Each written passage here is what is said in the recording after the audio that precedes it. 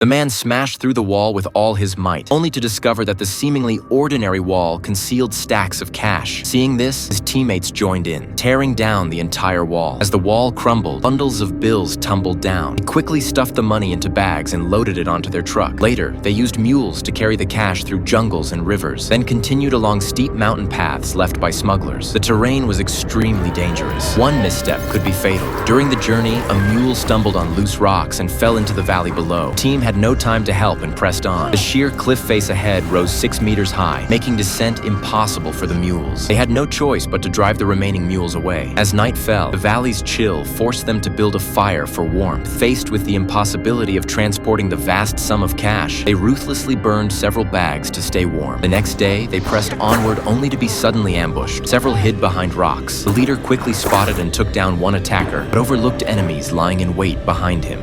The leader was shot and fell, killed instantly. Fortunately, the team retaliated swiftly, eliminating the assailants. Gazing at the leader's body, the group felt heavy-hearted, yet some insisted on carrying the remains. This enraged Benny, who accused his teammates of cold-bloodedness. They countered that lighting a fire the previous night had exposed their position. Two argued fiercely, nearly coming to blows. Others hurriedly intervened, pointing out the real reason. They had been targeted all along. The attackers were villagers they had encountered earlier, seeking revenge for their father's death. Regardless, they had to continue carrying the cash, as their families depended on it. They wrapped the captain's body and pressed on, but with one less person, their pace slowed noticeably. They had planned to meet the boatman 5 days ago, but now they were far behind schedule. To keep the boatman waiting, they decided to send someone ahead. Benny volunteered, carrying 3 stacks of cash on an overnight round trip. Fortunately, the boat remained. He delivered half the deposit, and the boatman agreed to wait. But Benny also discovered the drug lord's men searching the area. Carrying large sums would likely expose them. They had no choice but to painfully discard most of the money into the valley,